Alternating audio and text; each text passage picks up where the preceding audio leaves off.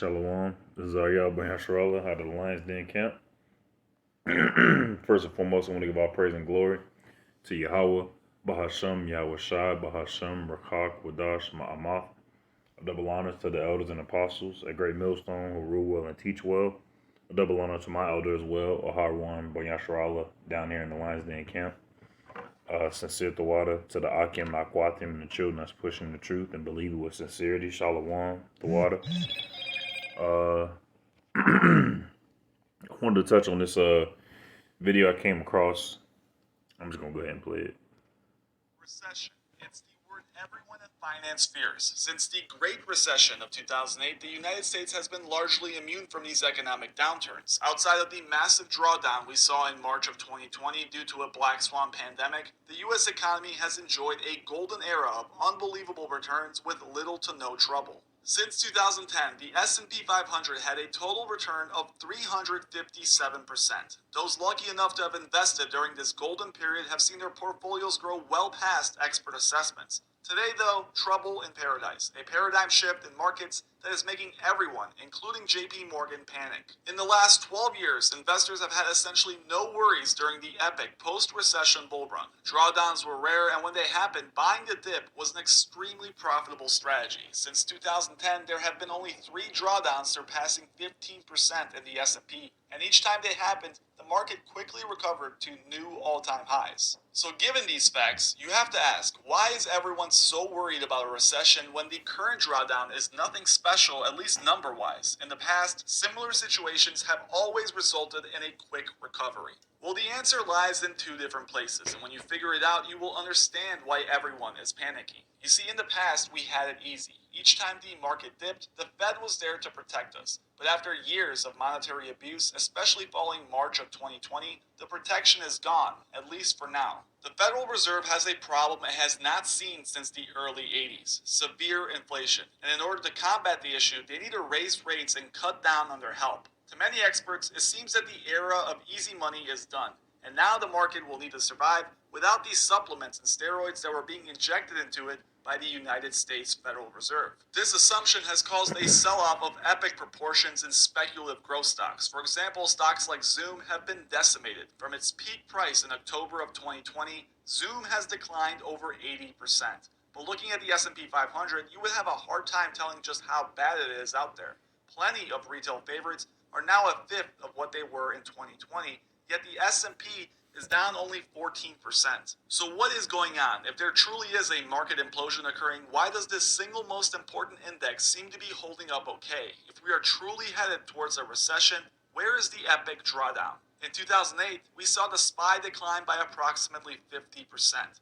What is holding up the markets today? The answer to that question is found at the very top of the rankings. To many experts, Apple is holding up a market that seems to be in shambles. Its stock, while down over 14% from its peak, is the single entity preventing an index spiral of epic proportions. If Apple goes, so does the market, and while its recent earnings call was received well by most analysts, there is increasing concerns about the legitimacy of its report. According to a tweet by Meet Kevin, Apple executives were asked 3 times in the last earnings report to answer how demand from consumers is changing. Apple dodged the question all 3 times. This is indicative of how the rest of the market is behaving as well. Executives can only hide the pain for so long before changing consumer behavior becomes apparent and the real pain begins. It's also why even big banks like JP Morgan are predicting a recession. One that won't happen overnight but will likely unfold like a slow-moving train wreck. Take a listen to Michael Farrelly, chief U.S. economist at JP Morgan, explain just this. His comments should serve as a warning to all investors.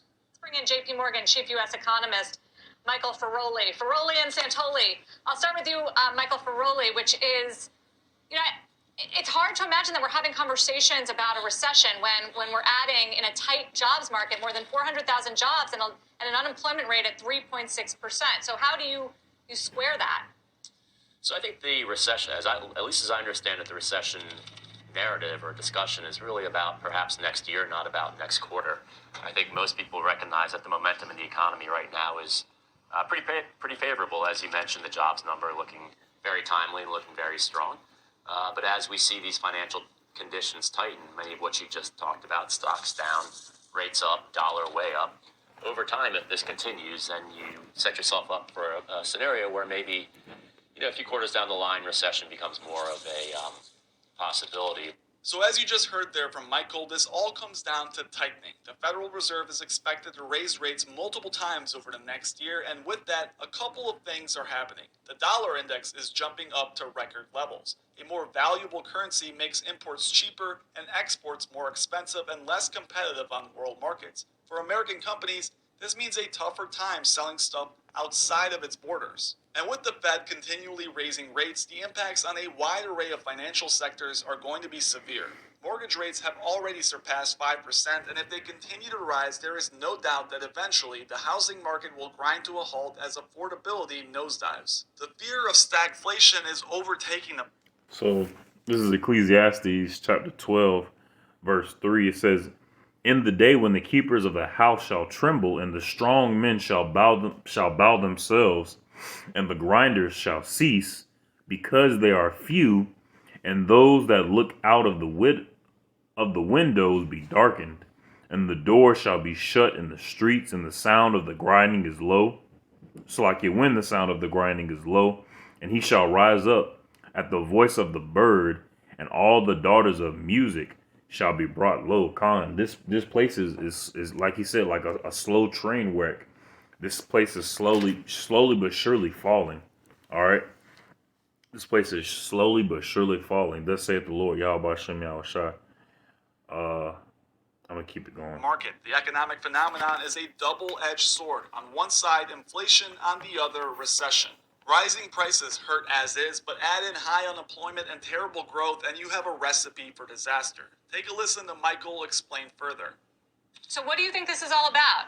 With that big rally off the Fed and then the big sell-off off the Fed? Is it about concerns that the Fed's going to make a mistake or not get inflation under control, or what? Yeah, the reaction seems a little bit sclerotic. I do think perhaps Powell maybe misspoke or was a little too firm in ruling out 75 basis points on Wednesday, and maybe some people read that as not being committed enough to the inflation fight. But I think that's a misreading. I think they'll do what they have to do, but there may have been, some words I suppose he would have chosen differently. But the reaction has been a bit odd, but I would say on net, the fact that rates are generally up and the dollar is up is probably the kind of reaction they want. I mean, eventually, they're not just doing this for the sake, for the fun of it. They actually want to tighten financial conditions and slow down the pace of spending growth in the economy. So there you have Mr. Farrelly essentially saying that the Fed is lying to us once again. In the last meeting, Powell essentially said that he wouldn't even think about raising rates 75 basis points. This was interpreted by some as a failure by the Fed to deal with inflation. Next week, we will get a CPI reading that will undoubtedly shape the future of this market in the near term. If inflation continues to rage, the Fed will have to make a tough choice. Essentially, what they have to do is simple, yet no one on TV would admit to this. It's straightforward. Crash the economy or let inflation spiral out of control. The dream of a soft landing is disappearing by the day, and soon Powell will have the toughest job in America, engineering short-term pain to save us from a long-term disaster. Thank you guys for watching. Con. So with that, I'm gonna get 2 Peter chapter 3, verse 8. It says, "But beloved, be not ignorant of this one thing, that one day is with the Lord as 1,000 years, and 1,000 years as one day." So 1,000 years unto us as humans is one day unto the Lord. All right, verse 9. "The Lord is not slack concerning his promise, as some men count slackness, but is long suffering to usward, not willing that any should perish, but that all should come to repentance." Con. "But the day of the Lord will come as a thief in the night, in the which the heavens shall pass away with a great noise, and the elements shall melt with fervent heat, and the earth also and the works that are therein shall be burnt up." Con. At the end of the video, he said they have two choices: either crash the economy or let inflation spiral out of control. But both things are going to happen. All right, because the scriptures speak of great famines and woes are going to, and plagues are going to hit this, are going to hit Babylon. All right. Let me get. So the Lord is not slack concerning his promise unto Israel. All right, he promised us that we're gonna rule in his kingdom. All right, given to his son Yahweh Shai. All right, so all this is happening because of the will of Yahweh Hashem Yahweh Shai has to work. All right, and then this is a beautiful thing to see the slow decline of this place, and we can see it happen day in and day out. All right, this is Isaiah chapter 47. I'm gonna start at verse 1. It says, "Come down and sit in the dust, O virgin daughter of Babylon. Sit on the ground. There is no throne, O daughter of the Chaldeans, for thou shalt no more be called tender and delicate." America was known as the tender and delicate country. They were known as the shining jewel of what success is in this realm. All right, but not anymore. Verse 2, "Take the millstones and grind mill, uncover thy locks, make bare the leg, uncover the thigh, pass over the rivers. Thy nakedness shall be uncovered, yea, thy shame shall be seen. I will take vengeance, and I will not meet thee as a man." Yahushua is not coming back as a man. He's going to come back in his glorified form with all the angels, all right? And he's going to, and he's also, and Yahweh Shem Yahushua is also going to glorify the so-called Negroes, Latinos, and Native Americans who are the Israelites. All right, 1/3 of them, as well as the elect, and 2/3 of our people are going to be casted away as well with the Edomites and with the heathens. All right, but I'm top of verse 3 again, Salakia. "Thy nakedness shall be uncovered, yea, thy shame shall be seen." Everyone thinks that America is in good case. And everyone here in America, they feel it, they see it, but they don't want to accept it. They see that, gas is getting really, really expensive. All right, and as stated in the scriptures and then on the video, inflation will spiral out of control. All right, we're seeing it happen right now with the gas, and it's going to happen with the food because of everything that's going on with the agricultural system of America. All right. And everyone's going to see how dirty and how filthy America is. Verse 4, As for our Redeemer, the Lord of hosts is his name, Yahweh Hashem Yahweh Shai, the Holy One of Israel. Sit thou silent and get thee into darkness, O daughter of the Chaldeans, for thou shalt no more be called the Lady of Kingdoms." America is not going to be the top dog upon the face of the earth anymore. All right, it's going to be utterly wiped off. All right, and Russia, China, and some other countries on this earth, they're trying to be the new top dogs, but they're just being used by Yahweh Shem Yahushua to destroy America and to make way for the kingdom of Yahweh Shem Yahushua. Verse 6, "I was wroth with my people. I have polluted mine inheritance and given them into thine hand." Yahweh Shem Yahushua was deeply saddened by our state. All right, so he gave us into the hand of Esau. That's why we had to serve out our captivity here. "Thou didst show them no mercy." Esau showed us no mercy at all. Even more so that the heathen had an agreement with Edomites to try to cut us off from being the people. "Upon the ancient hast thou very heavily laid the yoke, and thou saidest, I shall be a lady forever." The inward thought is that they shall dwell forever. All right, but that's not so. "So that thou didst not lay these things into thy heart, neither didst remember the latter end of it, Salakia. Therefore hear now this, thou art given to pleasures that dwellest carelessly. Thou sayest in thine heart, I am, and none else beside me. I shall not sit as a widow, neither shall I know the loss of children." If a lot of people think that America can't be touched, all right, and they can't give a good definition of why America can't be touched. They'll say it's the American military, but the American military is trash. All right, they'll say it's because of the spirit of America, but the spirit of America is all vanity lies. All right. But the only true thing is that America is going to fall. All right, America has no strength. Their strength was money, and their money is failing them. All right, so they have none. Verse 9, but these two things shall come to thee in a moment, in one day, the loss of children and widowhood. They shall come upon thee in their perfection for the multitude of thy sorceries and for the great abundance of thine enchantments. Con. And all they do is witchcraft here in America. All right. For thou hast turned this, Salakia, for thou hast trusted in thy wickedness. Thou hast said, none seeth me.